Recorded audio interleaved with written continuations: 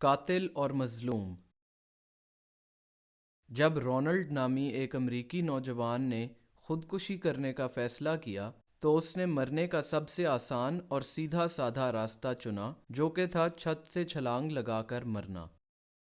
وہ عمارت کی 10ویں منزل تک گیا اور ایک خط میں اپنی خودکشی کی وجہ بیان کرنے کے بعد کنارے سے چھلانگ لگا دی۔ کچھ دن بعد رونلڈ کے پوسٹ مارٹم رپورٹ نے کچھ حیران کن چیزیں فاش کی۔ اس رپورٹ نے ظاہر کیا کہ رونلڈ کے مرنے کی وجہ گرنے کے بجائے اس کے سر میں لگنے والی گولی تھی۔ مزید تفتیش سے پتہ چلا کہ گولی اسی عمارت کی 9ویں منزل سے چلائی گئی تھی۔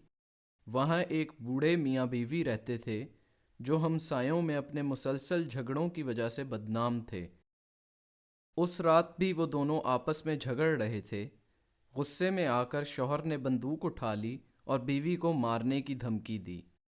اتفاق سے وہ گولی بیوی کو لگنے کے بجائے کھڑکی سے ہوتی ہوئی رونلڈ کو جا لگی اور وہ گر گیا۔ عدالت میں شوہر کے اوپر غیر ارادی قتل کے الزام کا مقدمہ چلا، لیکن ان دونوں نے اصرار کیا کہ یہ اکثر ہوتا ہے اور شوہر کا بندوق اٹھانا غیر معمولی نہیں تھا اور اسے لگا کہ بندوق میں گولی نہیں ہے۔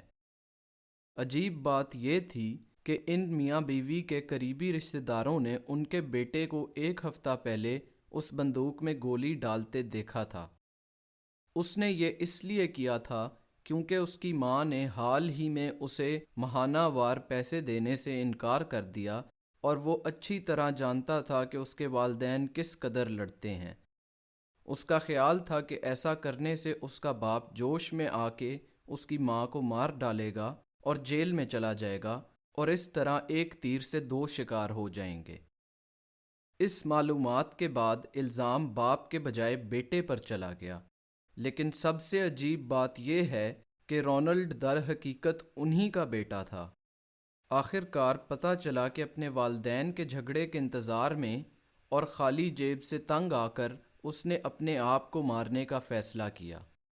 یہ غیر معمولی واقعات ہمیں یہ بتاتے ہیں کہ اللہ کے پاس ہر چیز سے نبٹنے کا طریقہ ہے اور اللہ کی نظر سے کوئی عمل چھپا ہوا نہیں ہے، اور اسی طرح رونلڈ خود اپنے شیطانی منصوبوں کا شکار بن گیا۔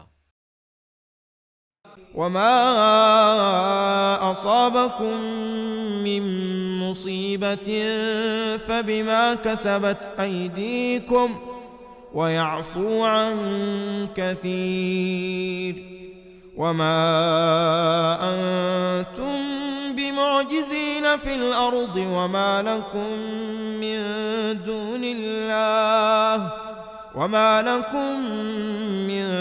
دون الله من ولي ولا نصير۔